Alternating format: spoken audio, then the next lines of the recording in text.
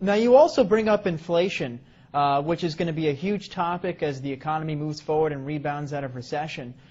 What can investors do to protect themselves from inflation? Well, I think to protect yourself from inflation, you should do what the Chinese are doing. Because the U.S., Bernanke and those boys are printing trillions of dollars and not telling us about it. I mean, I think it was Bloomberg that just sued the Fed for, you got to open up your books. They're printing all of this money. You should do what the Chinese are doing. The Chinese are buying commodities. They're buying copper, oil, gold, silver, land. They just did that huge Canadian tar sands deal up in Canada. So that's all I've ever done. If you look at my investment portfolio, I started investing in oil in 1966, real estate in 1973, and I have my own gold mine and my own silver mine. So if you're afraid of inflation, which you should be, I would think silver is the #1 investment today. Silver is a smoking deal. And silver at about $15, $16, $20 an ounce, average Joe can do it. You just cut out your Starbucks for a while and go buy some silver. You're in the game. Silver is one of the biggest things against inflation you'll ever see. Great investment. Are you personally buying silver? Absolutely. I mean, I've been buying it for years, so I just love silver. But I was buying it at $3 an ounce. Today it's about 15.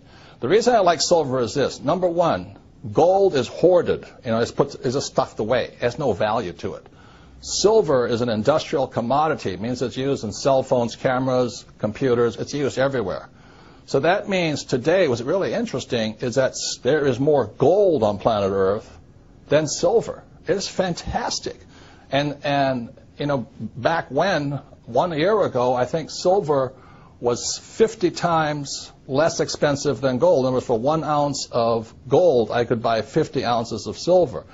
Today, 1 ounce of gold will buy 70 ounces of silver, which means silver is a bargain today. Now, with all the government expansion, inflation looming, taxes running higher, would you say Obama's running the country like a rich dad or a poor dad? Obama? The guys who run the country, I write about this in a book called Conspiracy of the Rich. The people that run the country are Goldman Sachs. Come on, give me a break. And the guys that control Goldman Sachs. It's run by the international banking cartels of the world. The Federal Reserve Bank is not a bank. It is owned by the richest European and some Saudi money in the world. And the Federal Reserve Bank is the one that has caused this crisis. The Federal Reserve Bank was created in 1913. In 1944, there was a Bretton Woods Agreement. 1971, Nixon took the world off the gold standard.